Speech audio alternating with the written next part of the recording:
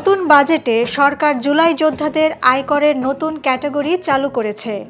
এর আওতায় 2026-27 ও 2027-28 অর্থবছরে এই ক্যাটাগরিতে করমুক্ত আয়সীমা 5,25,000 টাকা করার প্রস্তাব দিয়েছেন অর্থ উপদেষ্টা। সম্ভাব্য মুনাফার পরিমাণ বিবেচনা গ্যাজেটভুক্ত জুলাই গণ অভ্যুত্থান 2024-এ আহতরা জুলাই যোদ্ধা হিসেবে এই সুবিধা পাবেন।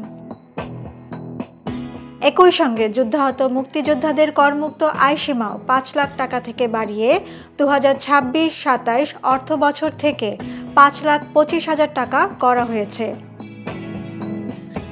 এই দুই অর্থ বছরে স্বাভাবিক ব্যক্তি করদাতাদের ক্ষেত্রে করমুক্ত আয়ের সীমা হবে 3,75,000 টাকা। জুলাই অভ্যুত্থানে বদলে যাওয়া বাংলাদেশে ভিন্ন বাস্তবতায় এবার সংসদের বাইরে ভিন্ন আঙ্গিকে পেশ হলো বাজেট। এবার সংসদ না থাকায় সংসদের আলোচনা বা বিতর্কের কোনো সুযোগ থাকছে না। উপদেষ্টা পরিষদের অনুমোদন নিয়ে অর্থ উপদেষ্টা বাজেট উপস্থাপন করার পর 30 জুন তার রাষ্ট্রপতির অধ্যাদেশ আকারে কার্যকর করা হবে।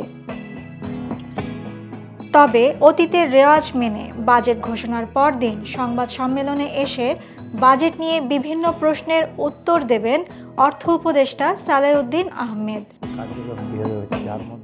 এছাড়া পুরো জুন মাস জুড়ে অংশীজনদের মতামত নেওয়ার কথাও তিনি বলেছেন। টুম্পা খান, ভিউজ বাংলাদেশ।